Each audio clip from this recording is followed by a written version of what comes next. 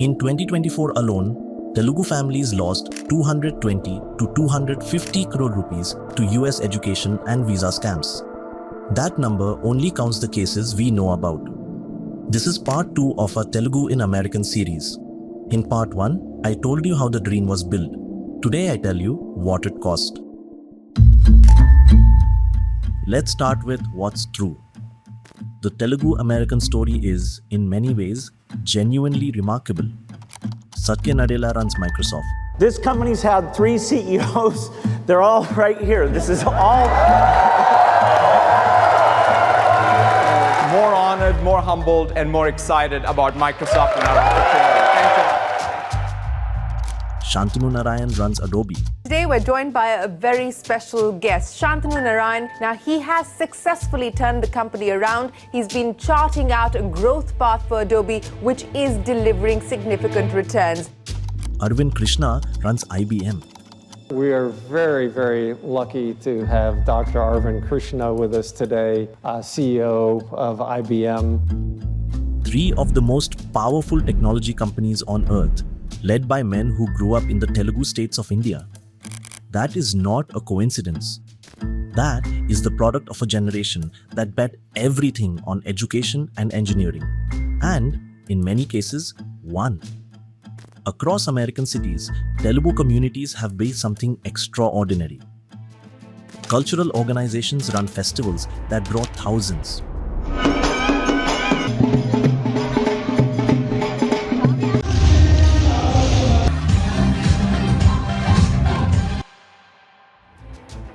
Professional networks help newcomers land on their feet. Families that arrived with little have built financial stability that would have been unimaginable back home. Batukamma is celebrated in Georgia. Dallas has a Telugu Heritage Day. Telugu appears on ballot papers in American elections. For many households in Andhra Pradesh and Telangana, the American dream delivered exactly what it promised. But a dream that an entire society chases doesn't stay clean for long. Because when success becomes expectation and expectation becomes pressure, the cracks begin to show. I'm going to ask you some questions. Here is something that rarely gets talked about openly. Sending a child to study in the United States is not a middle-class decision. It is a financial gamble. A master's degree at an American university, once you factor in tuition, housing, insurance, and living costs, can easily run to tens of thousands of dollars. For most families in Andhra Pradesh and Telangana, that kind of money doesn't exist in a savings account. It has to be created.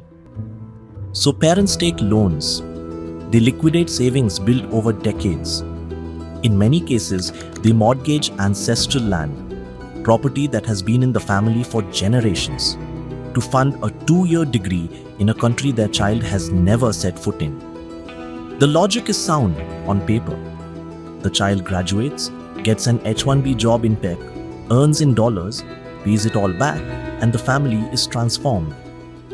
That is the bet. But bets can go wrong. Visa rejections happen. Job markets tighten. Universities don't deliver what they promised. Student visas. It's getting harder for Indian students to go abroad. Visa rejections are rising sharply and the trend is global. There is a growing crisis in the United States for Indian H-1B workers. In August 2025, nearly 3 out of every 4 Indian study permit applications were rejected. That's a staggering 74% refusal rate. Canada is the latest to step up its crackdown. In August this year, nearly 3 out of 4 visa applications were denied. That's more than double the refusal rate from last year. Visa approvals are falling, processing times are rising, and fraud concerns are reshaping policy. Canberra is tightening its student visa rules, and Indian applicants are at the center of this change. They could now face stricter checks and longer waiting times. Why is that? Because Australia has moved India into its highest risk category for student visas. The study abroad dream is now running into new barriers. And when that happens, the family doesn't just lose the dream, they lose the land. In 2024 alone, Telugu families lost an estimated 220 to 250 crore rupees to US education and visa scams.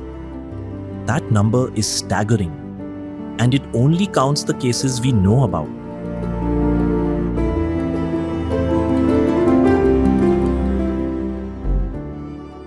Because beneath the legitimate migration pipeline, a shadow industry has grown up around the desperation to reach America. Fake universities, fraudulent admissions consultancies, agents who promise guaranteed visas for a fee.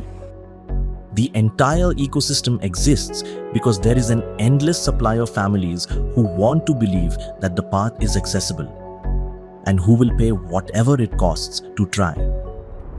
The most striking example came in 2019. The University of Farmington, which turned out to be a fake institution created by US authorities as part of an undercover sting, caught hundreds of students who had enrolled believing it was real.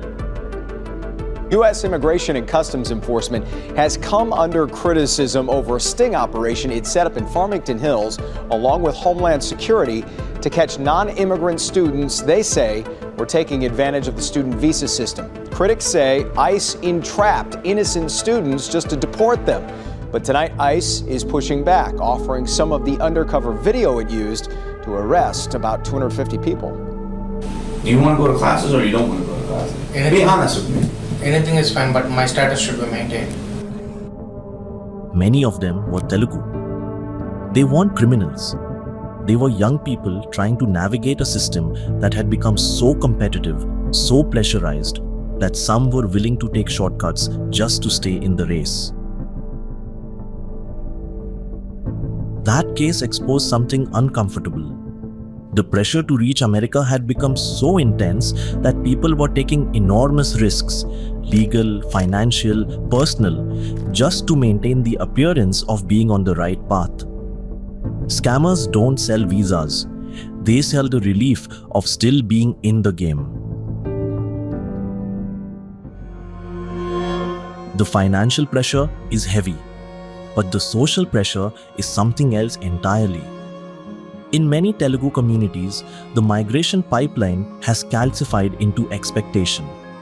The sequence is almost ritualistic. Engineering degree, EAMCEP rank, computer science seat, MS application, H-1B visa, settle in the US.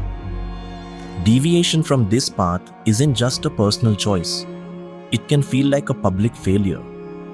Parents who sacrifice for this dream sometimes make it impossible for their children to choose differently. Peers who are already in America make staying in India feel like falling behind. And the marriage market, which in many communities still carries enormous social weight, has tied NRI status to desirability in ways that are hard to separate from genuine aspiration.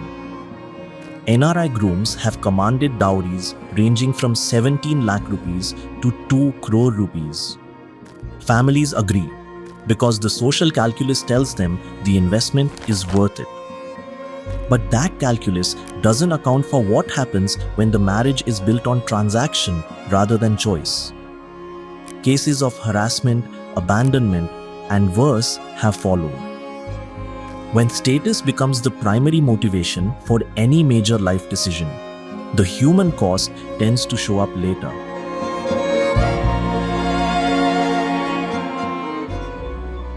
And now, from the outside, the pipeline itself is under strain. Proposed changes to H-1B visa rules in the United States include fees that most Telugu tech workers earning between $75,000 and $100,000 annually simply cannot absorb. This year alone, an estimated 50,000 crore rupees that Indian families had planned to spend on US education has been held back. Students are being told by their own parents to stay in India. Engineering final year graduates who once had their American plans mapped out are reconsidering. For the first time in a generation, the dream has friction. And that friction has opened up a conversation that was long overdue. Are people going to America because they genuinely want to? Or because decades of family pressure, social expectation, and cultural mythology left them feeling like they had no other choice? India's own technology sector has grown more than most people acknowledge. Opportunities exist here that didn't a decade ago. The salary gap is narrowing. The infrastructure is improving. The question of whether the cost, financial, social, personal, is worth what America offers is no longer unthinkable to ask. It is being asked.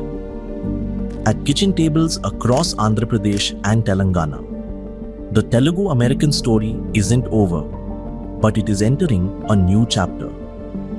One where the dream is still alive, but the blind faith that once surrounded it is beginning to give way to something harder and more honest. A reckoning. If this made you think, share it with someone who needs to hear it. And subscribe to Periscope.